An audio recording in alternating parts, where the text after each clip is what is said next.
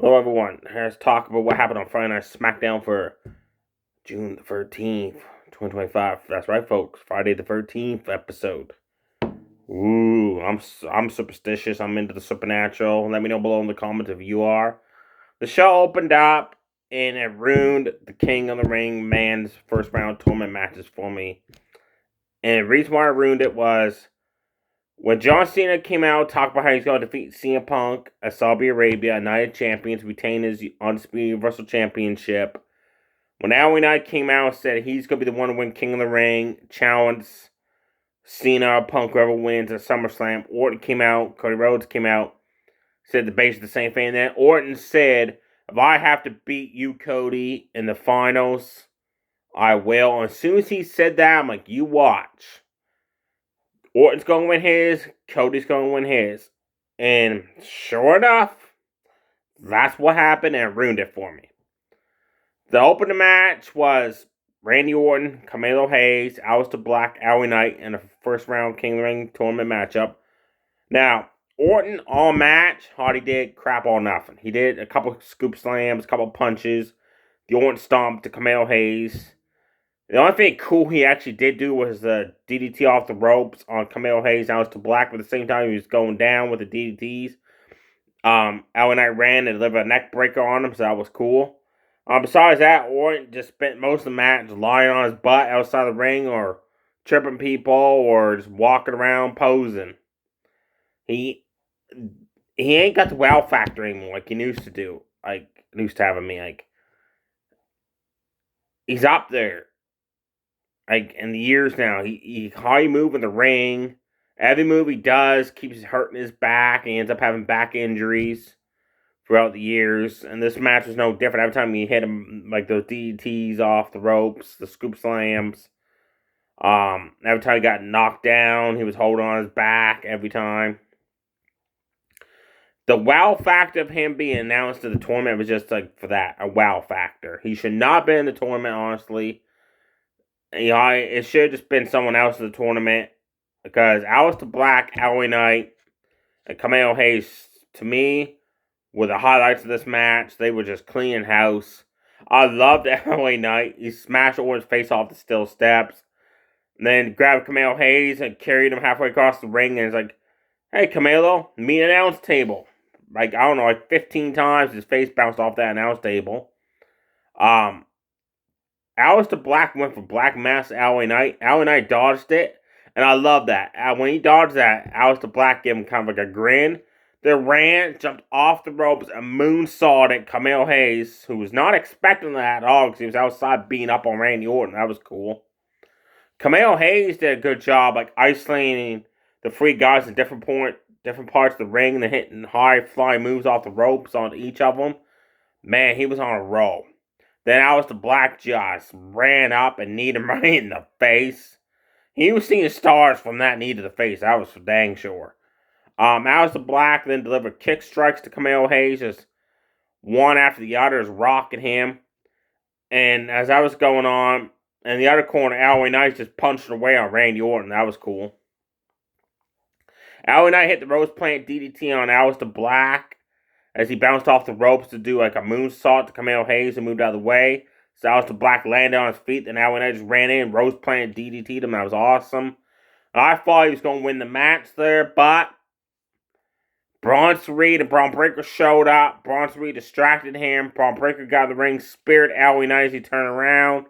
And then Carmelo Hayes decided to jump off the top rope for a splash. As he hit LA Knight with the splash, Orton snuck in RKO Carmelo Hayes as he was coming down with a splash to get the 1-2-3. So Orton advances. That was not a shocker. As like I said in the opening segment, you knew right away. As soon as Orton said, if I have to beat you in the finals of the tournament, Cody, I would do that.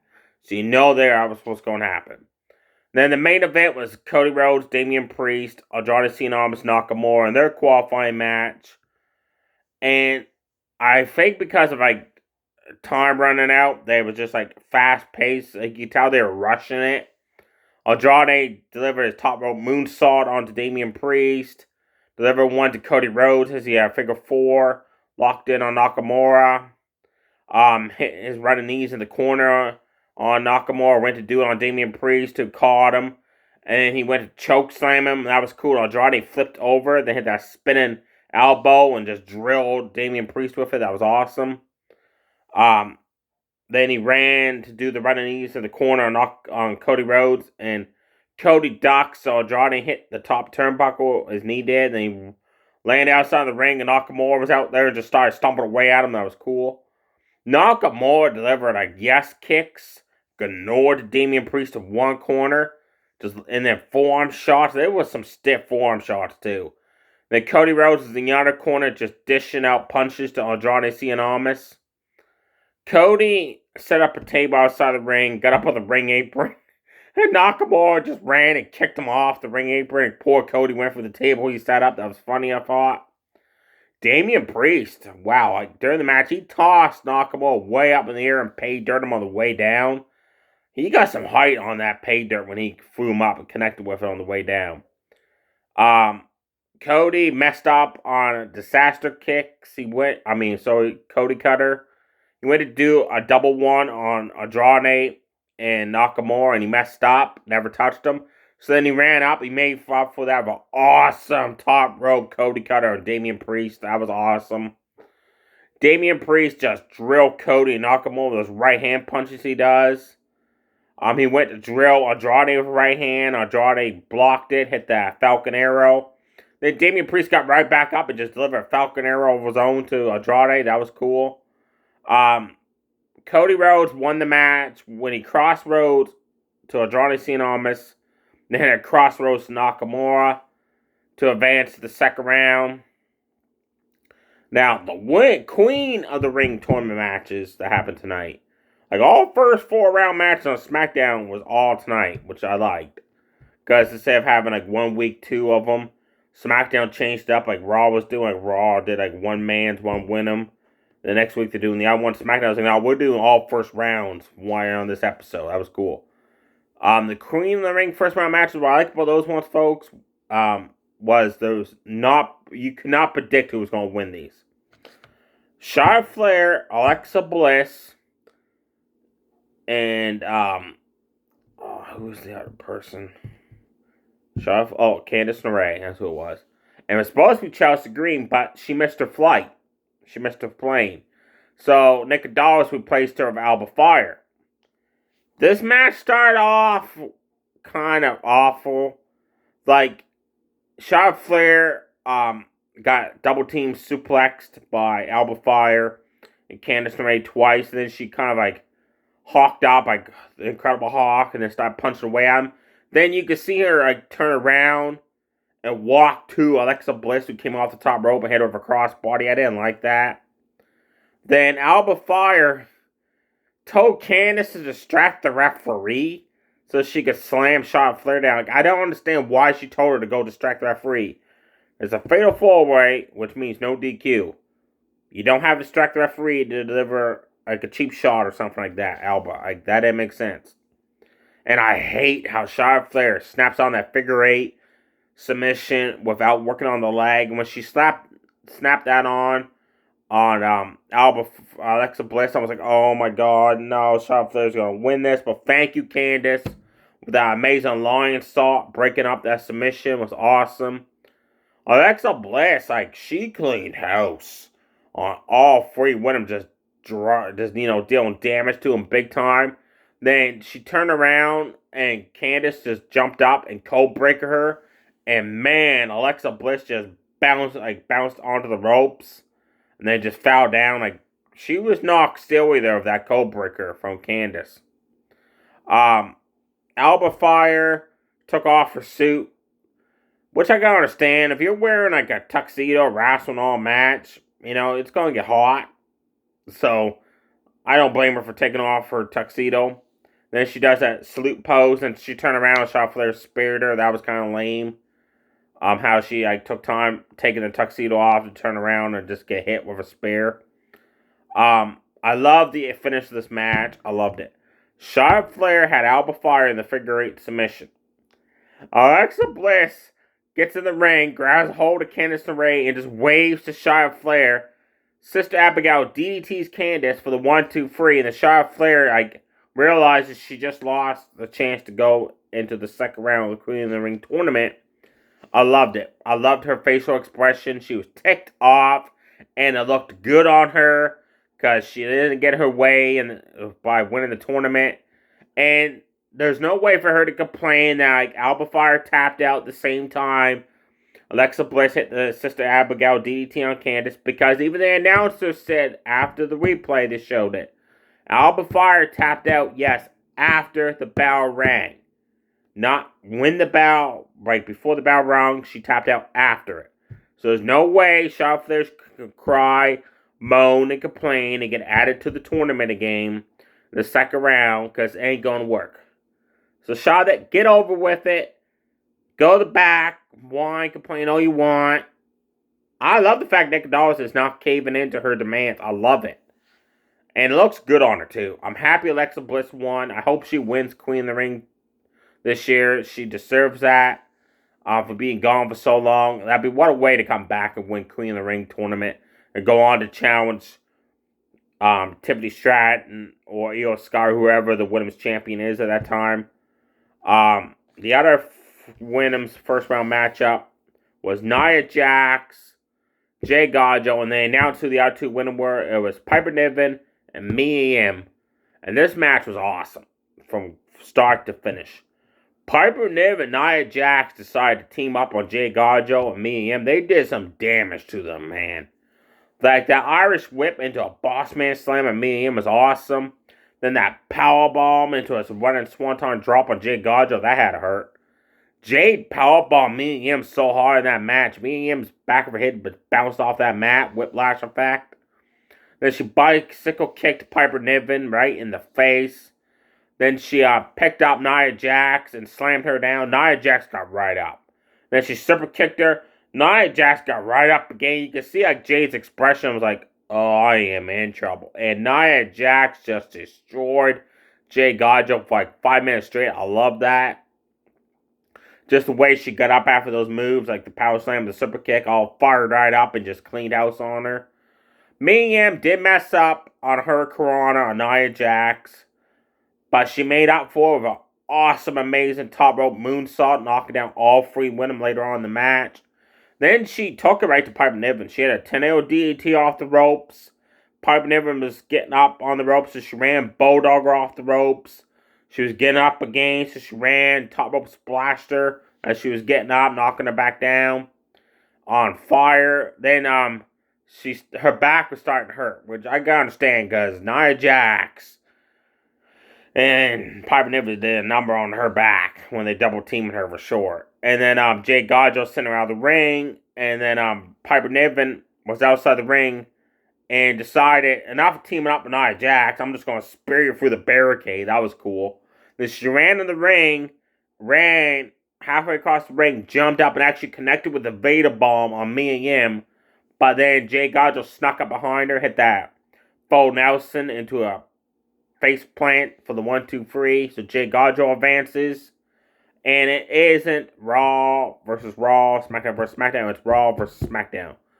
So, they announced next week on SmackDown, Alexa Bliss is going to be facing the winner of the final first round women's brackets out on Raw, which is Stephanie Vaga, Ivy Nile, Raquel Rodriguez, and Asuka. She's going to take on the winner of that match next week on SmackDown, where Jay Gajo is going to face the winner of the first round matchup, Roxanne Perez.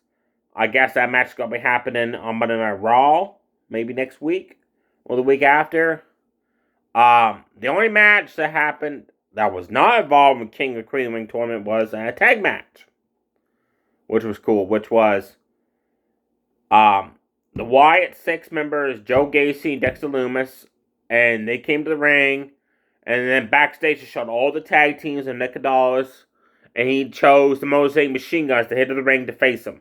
I love the fact that I hope he does it every week. I hope he picks a different tag team to go face the Wyatt Six backstage. Like, hey, you guys, you're next. Like, that's cool. It started off good with the Mosaic Machine Guns taking it to the Wyatt Six, hitting those smooth stereo moves they do, like the stereo cross bodies to the outside, the STF to a drop kick to the face, the top rope drop kick, pay dirt, double team they do, the skull bones, the neck breaker frog splash, like every move the machine guns do throughout the years is so smooth. You can see how like they're just smooth they do in the moves. There's no mess ups. Joe Gacy messed up twice. I noticed. Once, he ran and went to do a line salt off the ropes onto Chris Sabin and slipped on the ropes and he landed awkwardly onto Sabin. Then, I'll get to the... Then, he grabbed a hold of Dexter Lumis and dragged him across the ring so he could powerbomb him onto Chris Sabin. Dexter Lumis hardly did anything by himself. He always kept by getting slammed onto another member of the Machine Guns by Joe Gacy, or they heard like a running double team clothesline on one of them, stuff like that. They freaked Alex Shelley out with a creepy like you know how that move Bray Wyatt used to do, like that crab spider walk. Like Dexter Lumis was doing that, freaked out Alex Shelley. He turned around and the other guys in the corner doing the Bray Wyatt backwards pose. That was cool, freaking out Alex Shelley like that. The other move Gacy messed up on was him and Dexter Lumis went for high and low. In case some of you wrestling fans don't know what that is, it's one runs and chop blocks a leg. At the same time, the other one hits a roundhouse kick. Well, Gacy slipped as he was running, so he never connected with Chris Sabin. So Dexter Lumis roundhouse kicked Chris Sabin, but Gacy was supposed to also chop block the leg, so kind of messed up there. And then Dexter Lumis covered him, and then that jumped right up and realized, oh crap, I guess I'm not supposed to cover you. I don't know why. Then he ran, jumped up the top rope, delivered a top rope leg drop onto him for the 1-2-3. So I don't know if he forgot. Yeah, that's how he's supposed to win the match. Or he didn't know what to do because Gacy messed up. So I didn't really like that match because like the Machine Guns were doing great. But Joe Gacy was just messing up. And Dexter Lumis hardly did anything by himself. I hope, like, next time another tag team fights him, it's Eric Rowan and Bo Dallas as Uncle Howdy. Not just constantly Dexter Lumis and Gacy. Because that won't be good. Next week on SmackDown, they also announced Randy Orton versus Sami Zayn in the semifinals of the King of the Ring tournament. And Cody Rhodes will face the winner of Raw's matchup, which is Bronson Reed, Sheamus, Rusev, and they announced who the mystery person is as Jey Uso. Like, what the hell? Like, Rusev is big and strong. Sheamus is big and strong. Bronson Reed is big and strong. Jey Uso doesn't fit in that qualifying match. And how much you want to bet Jay's going to win, so it's going to be Jey versus Cody.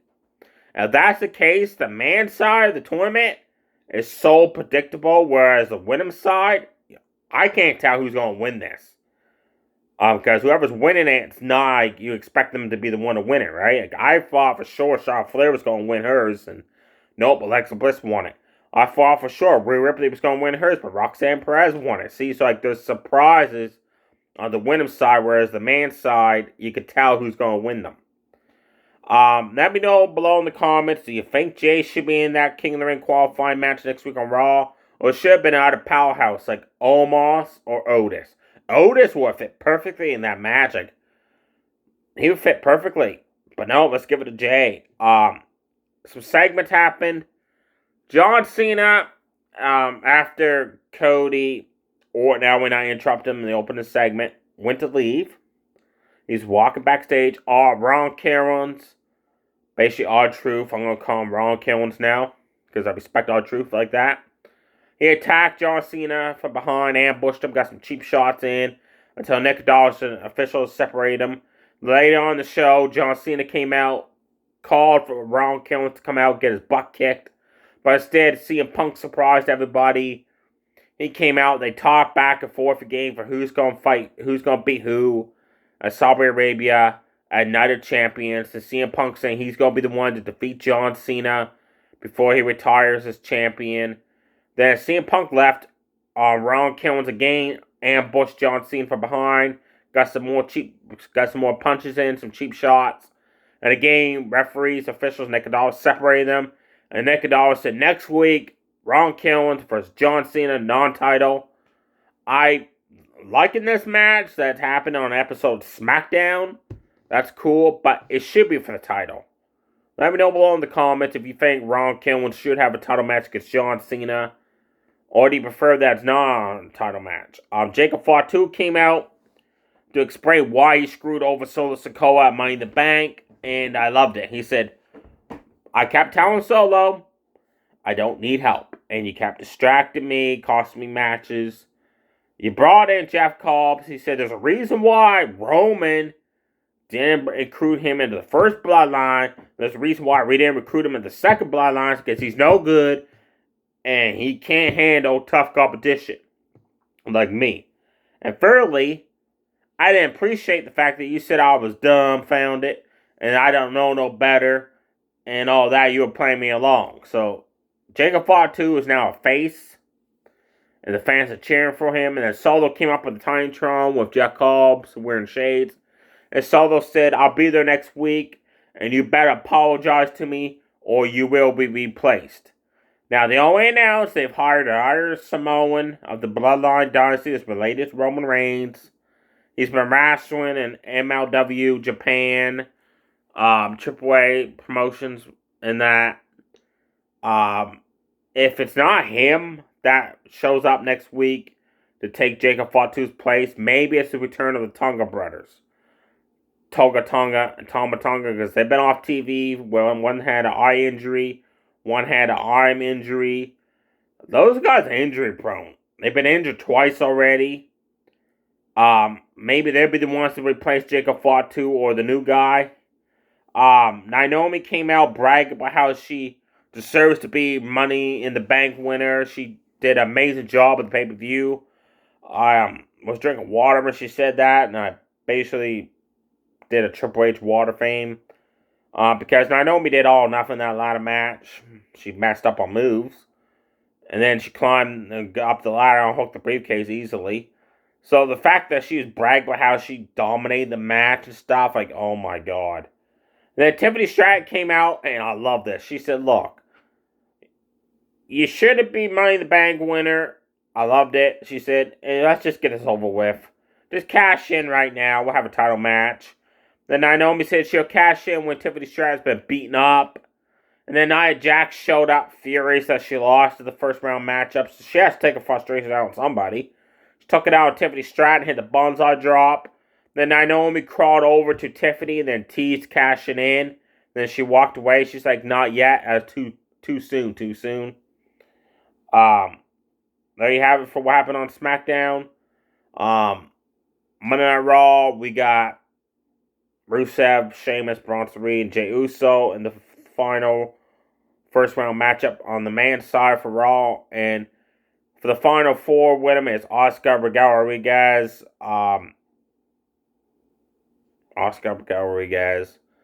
Ivy Nile, and Stephanie Varga.